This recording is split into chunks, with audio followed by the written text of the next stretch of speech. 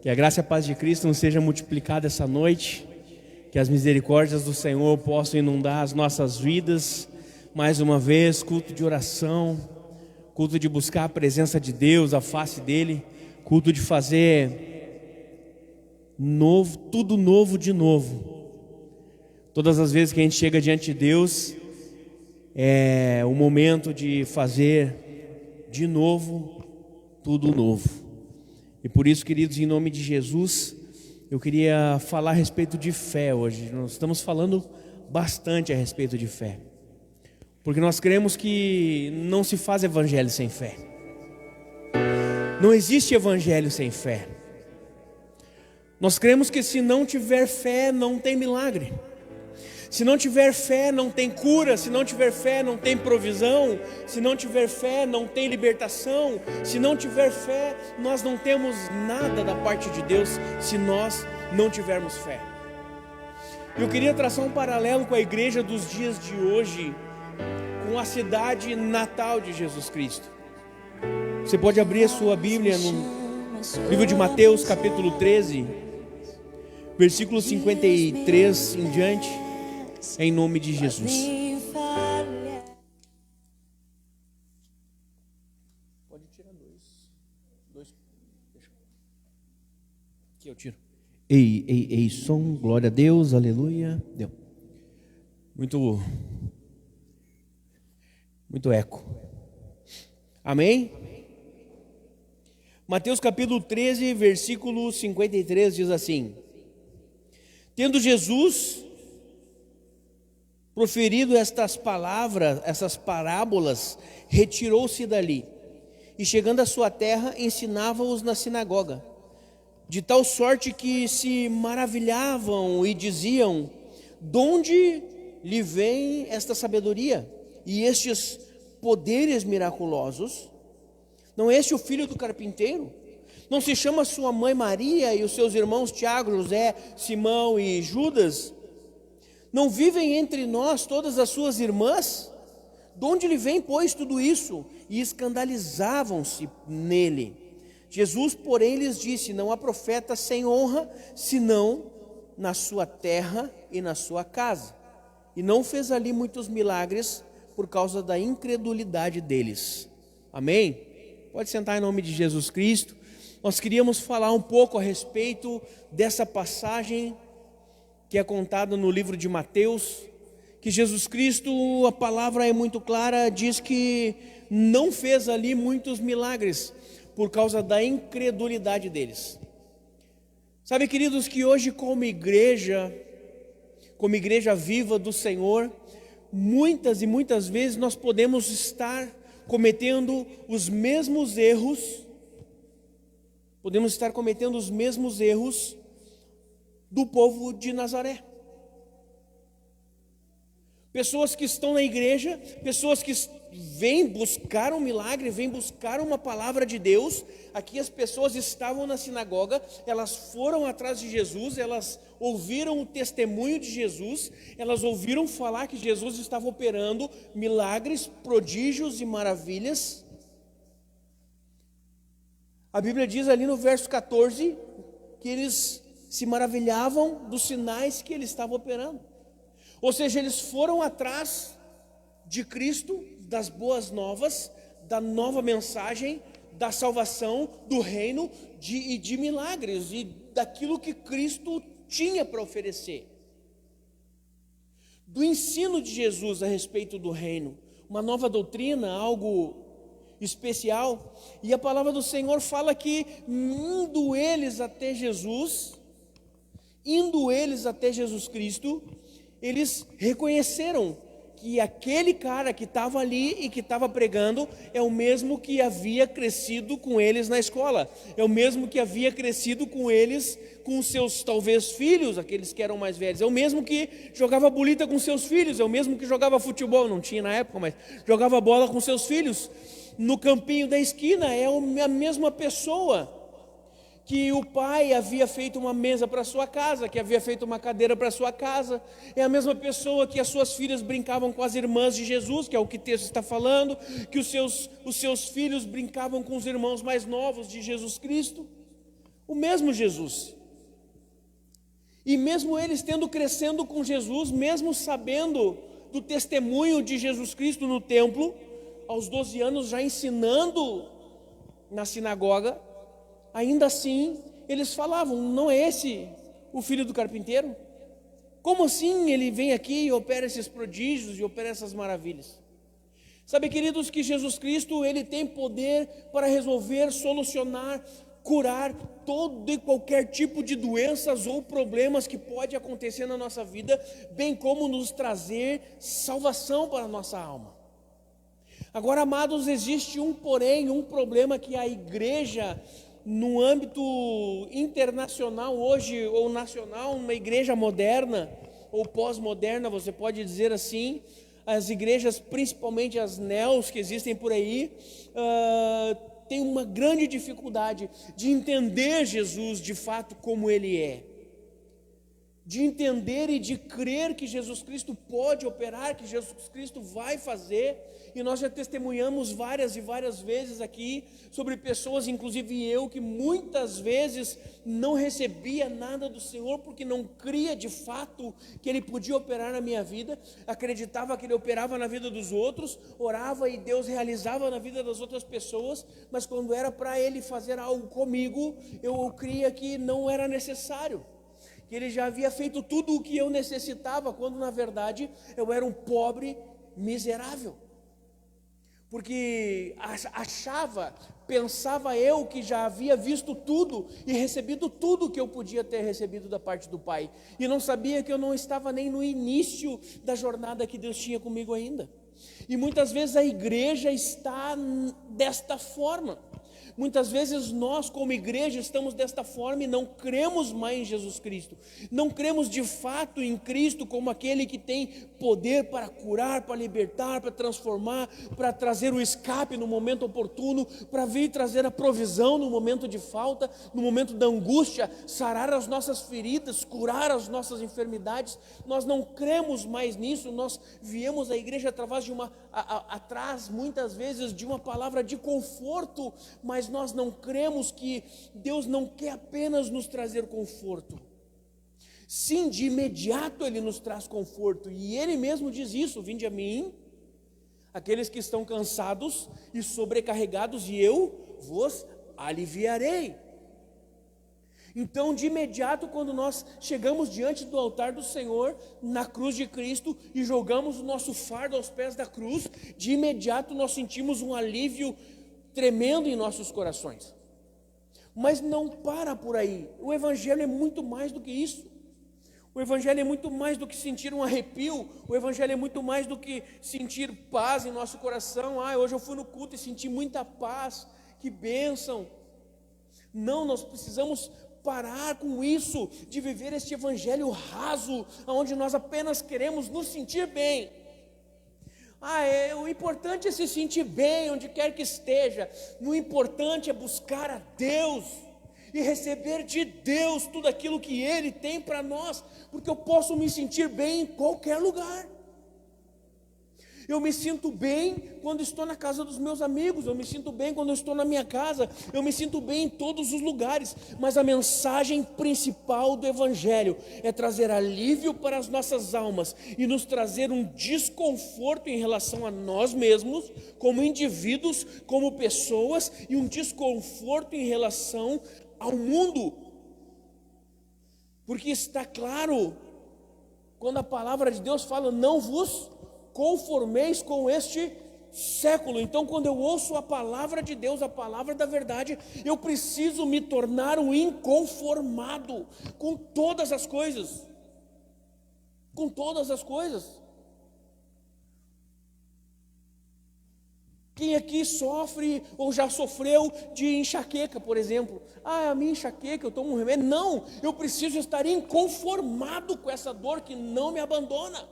Eu preciso estar inconformado com essa dor nas costas, com essa dor na coluna, com esse problema no rim, no fígado. Eu preciso estar inconformado com as coisas, porque Cristo nos prometeu saúde, Cristo nos prometeu vigor.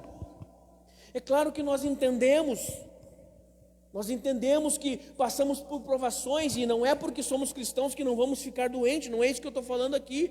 Não existe super-homens ou super-mulheres, porque o próprio Timóteo, o apóstolo Paulo recomenda, ei, toma ali o teu cálicezinho de vinho por causa do problema no estômago que tu tem. Agora nós não podemos nos conformar com isso e dizer assim, não, eu tenho, é isso aí, não. Nós precisamos orar incessantemente e crer que Deus pode transformar as nossas vidas, que Deus pode nos tirar de um momento de angústia e dor para trazer conforto, alívio e cura para nós. Deus pode nos tirar de um problema de miséria para nos trazer num momento de profunda riqueza, paz, prosperidade. E eu não estou falando aqui, eu não preciso ficar justificando nada, a gente não tem teologia da prosperidade aqui, amém? Mas nós cremos sim que Deus pode fazer com que tu não tenha falta de nada, que é o que a palavra de Deus te promete. E porque às vezes falta, e porque às vezes eu tenho dores incessantes, e por que às vezes eu tenho problema, e eu estava me perguntando, me questionando isso hoje, por que é que às vezes é difícil de eu dormir? Agora nem está mais tanto, né? Normalmente eu tenho caído na cama e dormido como uma pedra. Mas eu me questionei por que tanta dificuldade eu tinha em pegar no sono, sendo que Cristo disse para nós não andar ansiosos, porque Ele provê todas as coisas e dia após dia Ele tem provido. Sabe, queridos, que eu começo a imaginar e pensar nas nossas vidas e cada um de nós tem profundos problemas e dificuldades nas nossas vidas, mas eu vou citar um exemplo que me vem à mente e hoje eu estava pensando nisso. A irmã Rosa teve um problema na coluna poucos dias atrás. E foi um problema sério, não foi, irmã? Sério. Não faz 30 dias. E ela está aqui e está pulando e está feliz da vida porque Cristo operou um milagre na sua vida. Porque ela não ficou na sua casa murmurando e dizendo, ai meu Deus, a minha coluna, minhas costas, não. Ela veio à igreja, o corpo de irmãos, o diaconato, os pastores oraram pela sua coluna, melhorou um pouco, fomos na residência, oramos pelas suas costas e ela está curada. Porque Cristo disse lá o profeta Isaías, lá no seu livro, no capítulo 53, ele verdadeiramente levou sobre si as nossas enfermidades, as nossas dores, e o castigo que nos traz paz foi sobre ele, não o nosso castigo, o castigo foi sobre ele que nos traz paz hoje. Se hoje podemos ser curados é porque ele se fez doente, se hoje podemos ser livres é porque ele se fez pecado. Se hoje podemos ter uma vida abundante é porque Ele sofreu e padeceu por nós. E o que vejo hoje, amados, é nós muitas vezes invalidando o testemunho de Cristo na cruz. Nós invalidamos o testemunho de Cristo na cruz. Amados, eu vi já alguém falar, Jesus morreu para a salvação de todas as pessoas da face da terra. Isso, de certa maneira, nós podemos dizer que não está 100% errado. Apesar de que nós sabemos que apenas quem será salvo são os que crerem. Mas todos quantos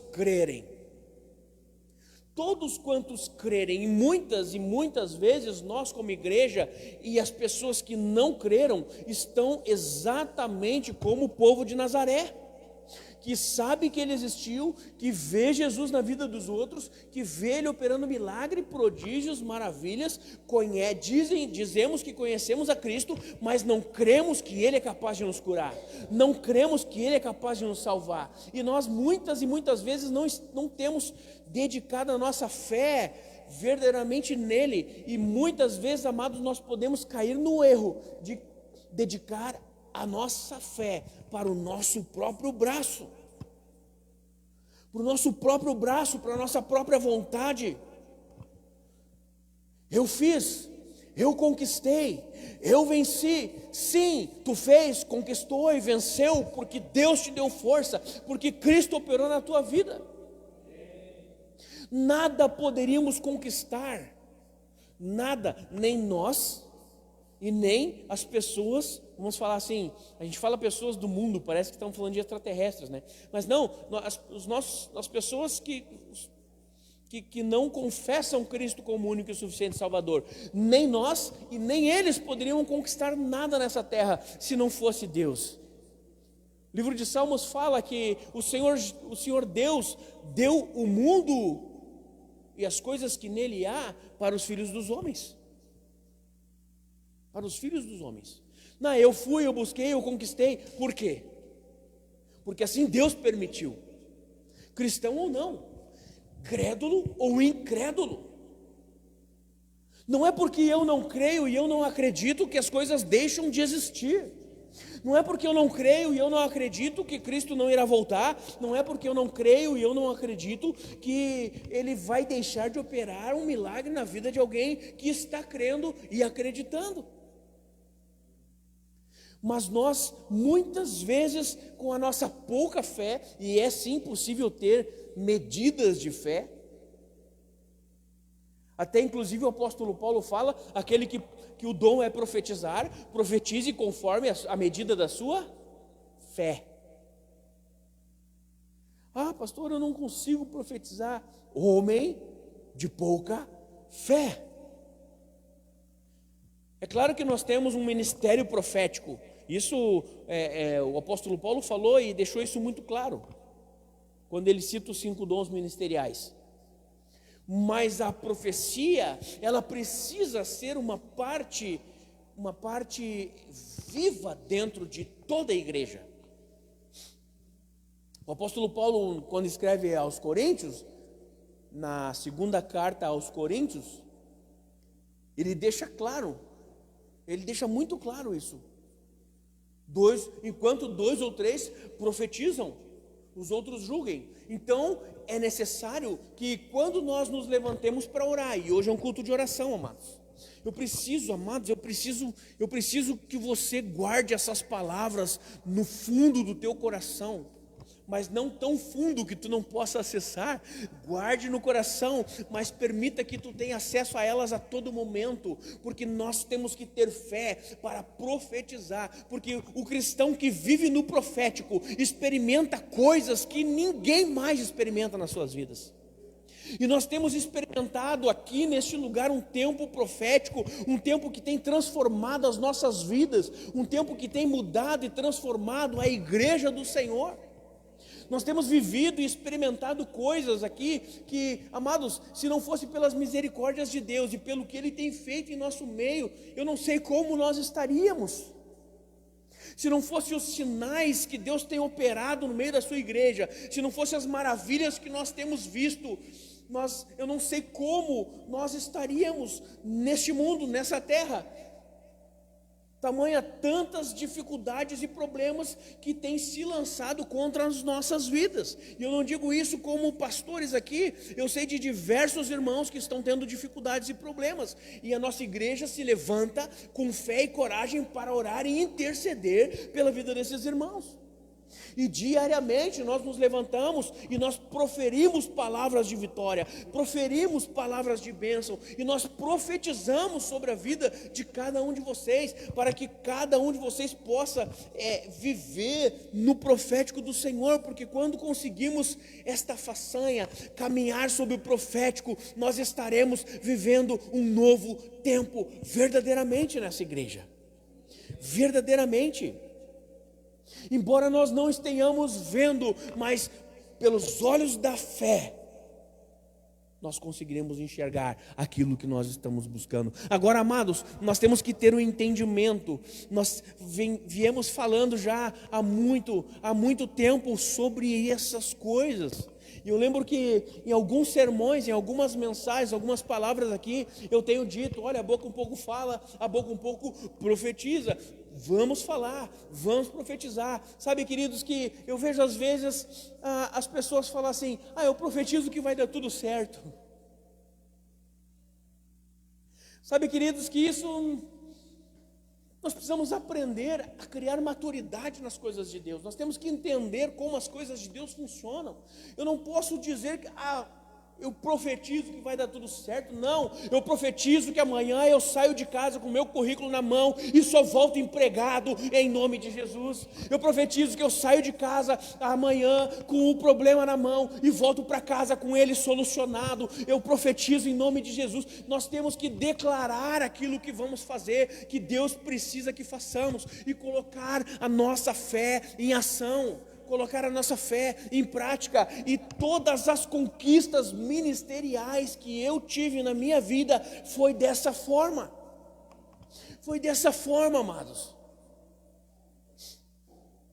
Eu não sei se já falei aqui, eu devo ter conversado com alguma outra pessoa já, mas para que nós venhamos a entender alguma coisa sobre milagres, sobre curas, sobre prodígios de Deus.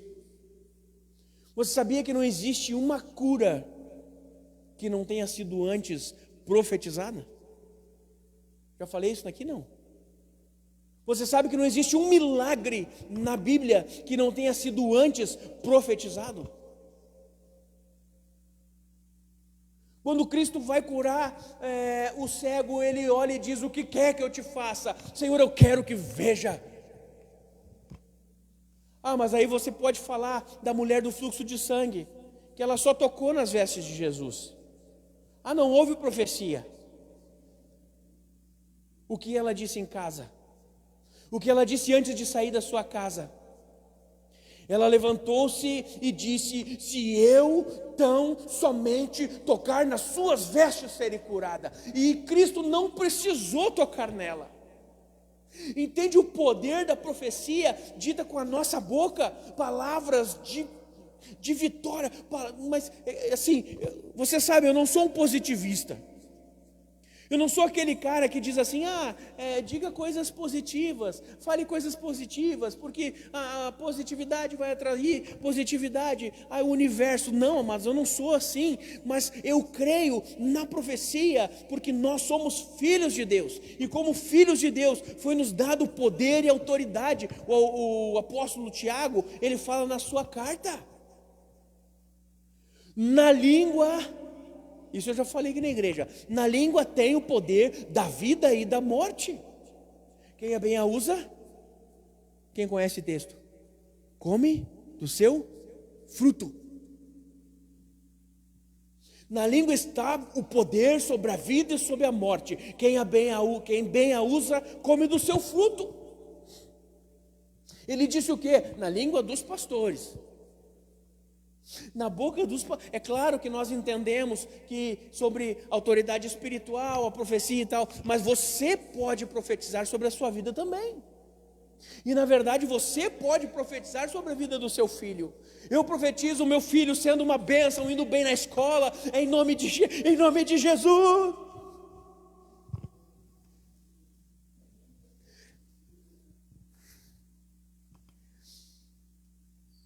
Um bom emprego, uma família restaurada. E nós precisamos exercer isso. Agora, eu não estou falando para te mover uma montanha na primeira vez que tu vai orar, porque não vai acontecer, não vai ter fé para isso. Mas nós temos que entender, queridos, que quanto mais nós orarmos, quanto mais nós conquistarmos, mais experiências nós teremos com Deus. E aí a nossa fé, ela é aumentada, porque do mesmo jeito que Jesus Cristo olha e diz assim: homens de pouca fé, Ele pode olhar para nós e falar: vocês têm uma grande fé, uma fé poderosa. E é isso que precisamos, e é isso que buscamos como igreja. Uma igreja que não como o povo de Nazaré, que olha para Cristo e diz assim: que é? Esse cara aí, esse cara nem usa gravata no domingo de ceia. Esse cara vem pregar de tênis. Outro dia eu vi esse cara de bermuda na igreja. E aí a nossa fé começa a se abater por causa da nossa religiosidade, e nós não percebemos que na verdade a palavra de Deus, quando ela é invocada, existe algo ou alguém chamado Espírito Santo, que quando é invocado, o Espírito Santo vem com seu poder, sua graça, e transforma em real aquilo que está surreal. Ele faz com que se materialize aquilo que está no mundo espiritual. Um texto que eu acho lindo, e já falei diversas vezes, e nunca vou parar de falar, até que nós venhamos a aprender. Nunca vou parar, porque a igreja se renova, graças a Deus.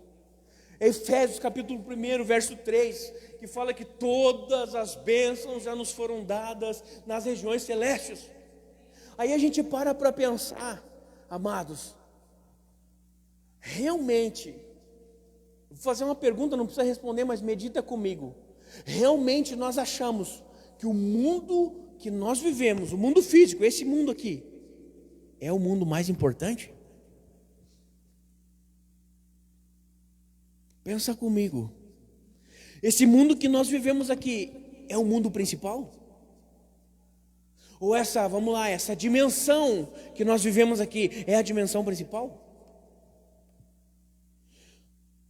O que foi criado primeiro? O mundo espiritual ou o mundo físico? O mundo espiritual. No princípio era o Verbo. E o Verbo estava com Deus e o Verbo era Deus.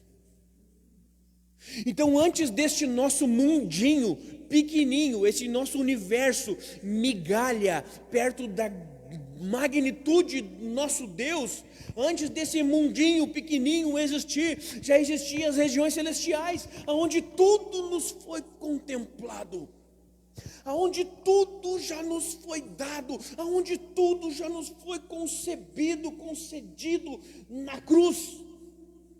Na cruz. E sabe onde é?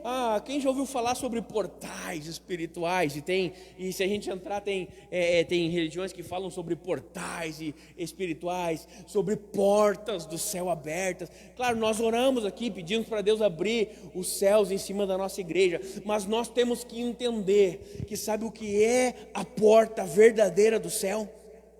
A nossa boca. A nossa boca é a porta do céu. É através da nossa boca que flui bênçãos, mas também maldições. É através da nossa boca que nós podemos fazer fluir os dons que Deus nos deu, que o Espírito Santo compartilhou conosco. Ou, por exemplo, você acha que se o Espírito Santo der o dom de profetizar, eu não vou usar a boca para profetizar?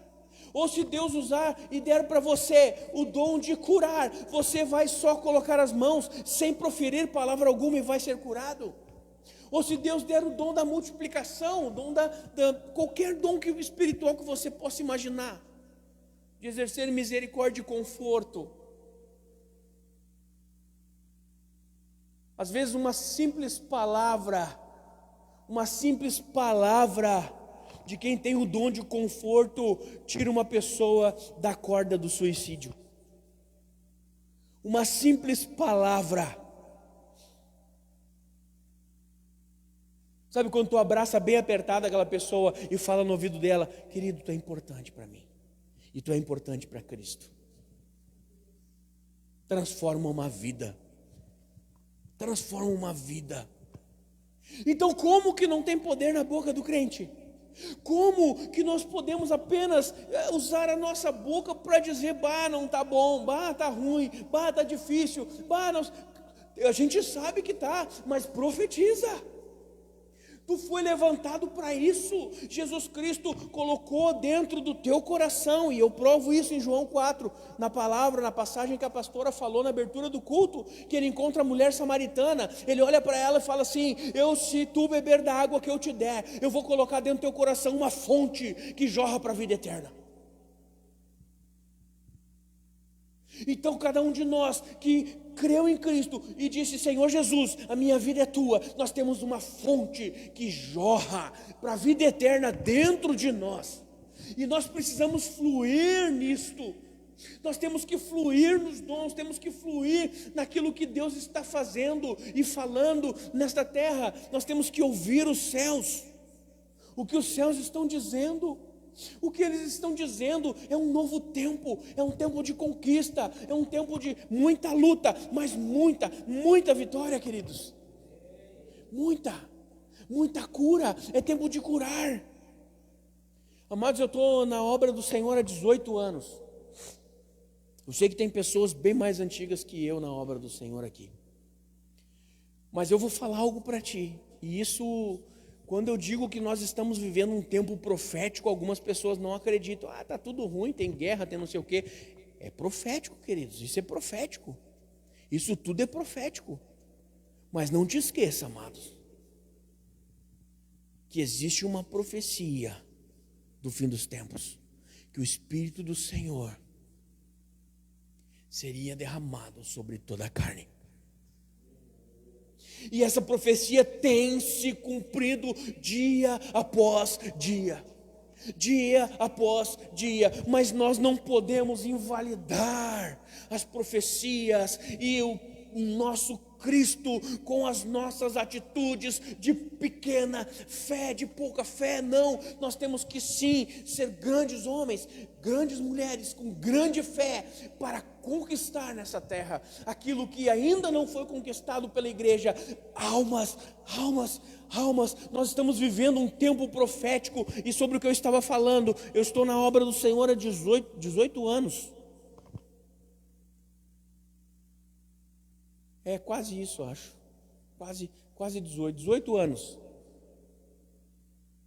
Me converti a 19, eu estou há 17 anos e meio na obra do Senhor, ativamente. Eu nunca vi um tempo tão propício para milagres como o que estamos vivendo hoje. Eu nunca vi um tempo onde há tanta colheita de milagres como estamos vivendo hoje. E já vi milagres, amados. Eu vi assim, como daqui naquela cadeira, um cego que tu olhava para a pessoa e tu via que era cega.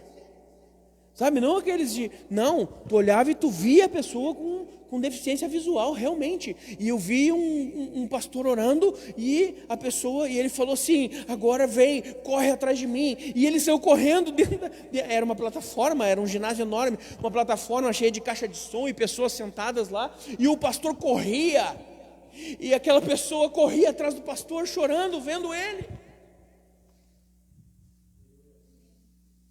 Sabe, amados, pessoas que não sabiam falar porque nunca tinham escutado, foram curadas. Imagina isso. Imagina tu olhar para uma pessoa que é surda e que só fala em libras, vem inclusive junto com ela uma pessoa que comunica libras, e depois da oração, a pessoa, no momento que o pastor ora por ela, ela já começa a chorar. E aí o pastor fala para a pessoa, avisa ele, para ele repetir o som, e a pessoa que fala em línguas, porque a pessoa não sabe falar. Foi curada a audição dela, mas não foi colocado a linguagem dentro dela naquele momento. O Espírito Santo pode fazer isso? Pode, mas naquela ocasião não. Então o pastor, fora do microfone, fazia assim.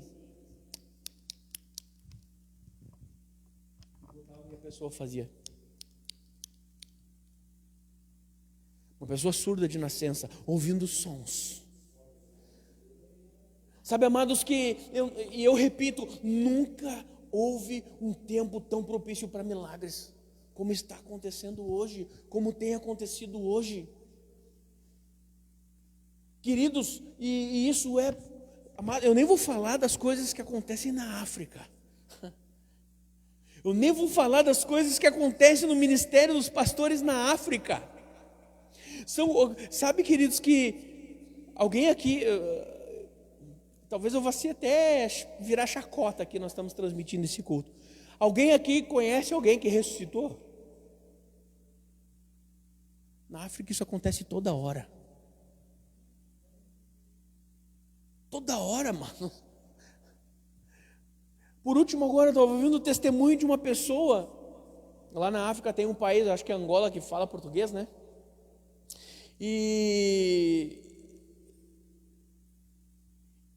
E a pessoa diz que lá quando a pessoa falece, quando ela morre, não se leva para o hospital, se leva para as igrejas.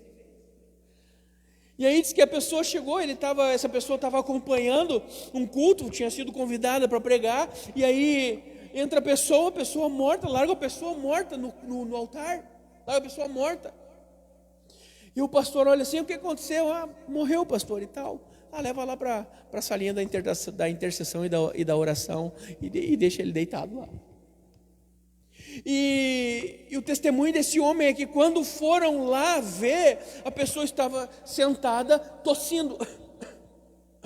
E saiu dali, comeu, bebeu e se alegrou com os irmãos. Cara, isso é tremendo. Isso é tremendo. E quantos de nós estamos preparados para ver isso? Parece uma utopia, parece, né? Parece que eu estou falando algo inalcançável. Isso acontece toda hora lá, a todo momento. É um milagre comum. É a mesma coisa que vinha alguém com dor de cabeça, um problema no joelho, nós orar e ser curado. Oh, o que aconteceu? Ah, ressuscitou mais um ali. Amados, eu tenho orado por isso dentro da igreja. Eu tenho orado por isso dentro da igreja. E eu tenho certeza, eu tenho convicção de que nós vamos experimentar ainda este ano milagres que nós ainda não vimos. Eu tenho convicção, amados, de que nós vamos experimentar e ver coisas as quais nós vamos para casa embasbacados e se olhar e começar a rir e dizer: o que aconteceu, meu Deus do céu, eu não acredito nisso. Cara, aconteceu de verdade, é real isso, é real isso.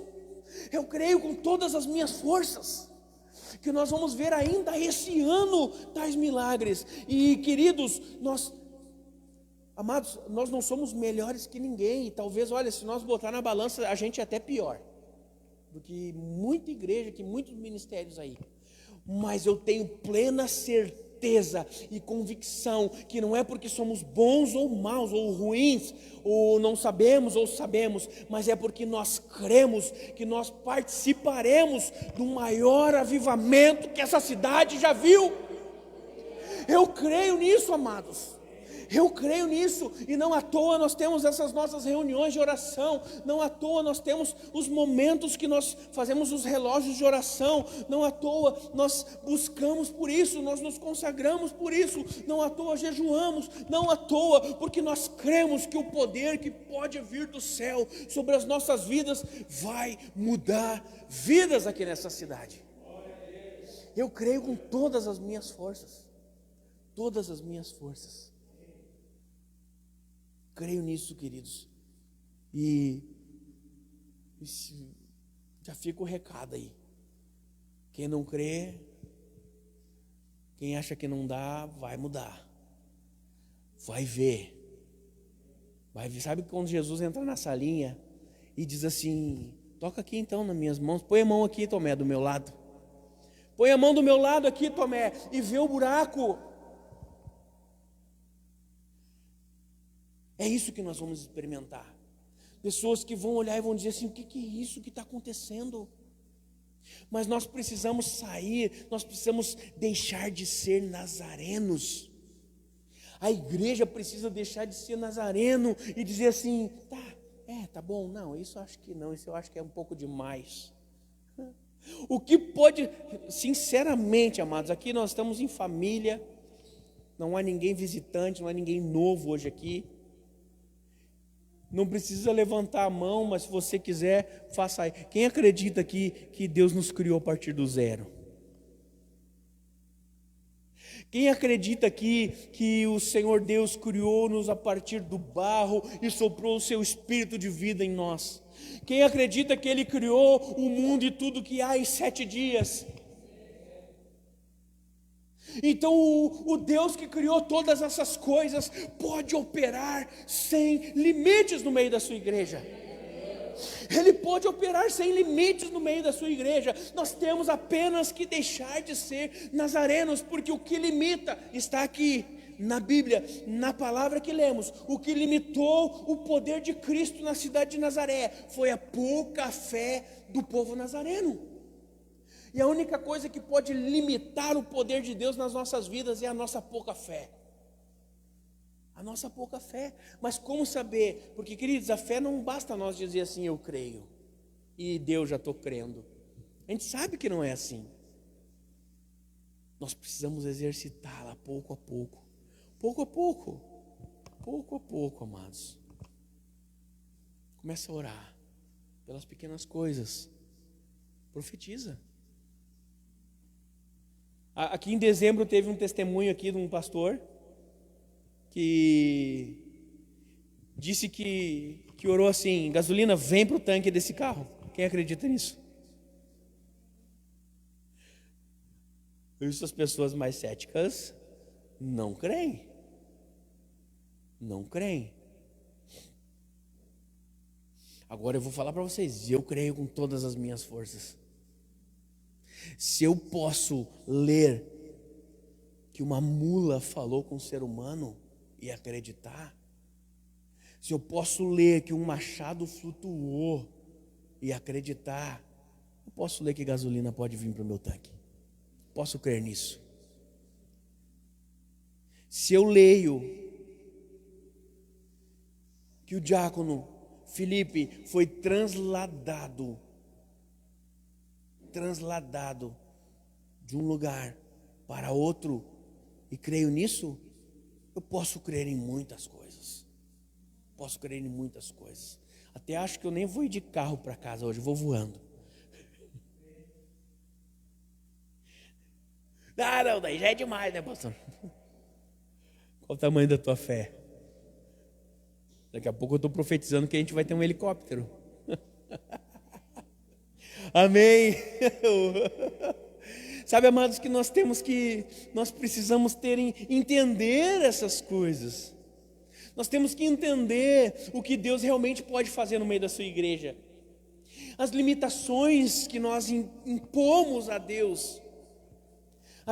As limitações que nós mesmos impomos a nós mesmos. Eu não consigo isso. Eu não consigo aquilo.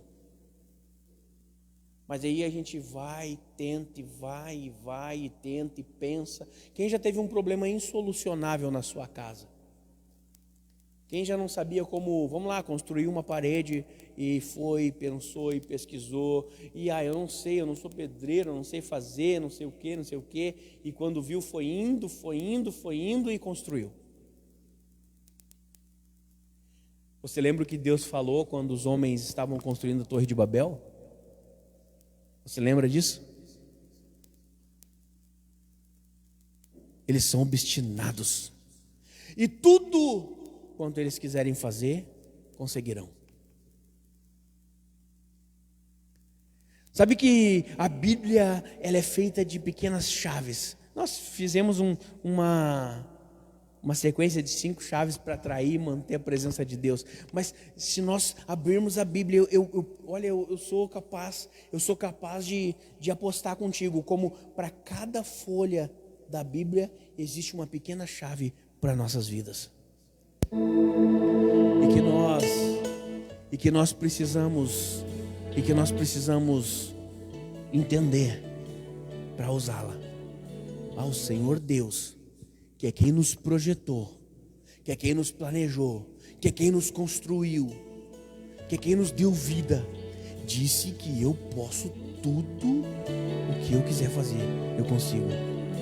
Então é porque eu consigo. Ou o homem que planejou a geladeira não acredita que ela possa gelar. Se nós nem planejamos e cremos que ela pode gelar, porque nós não podemos crer que nós temos condições de fazer, exercer, executar e viver tudo aquilo que nós imaginarmos.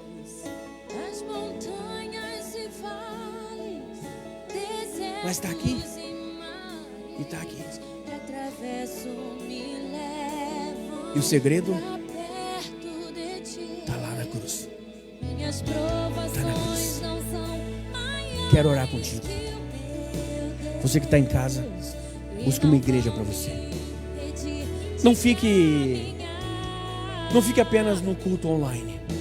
Busque uma igreja para você em nome de Jesus. Deus abençoe a sua vida.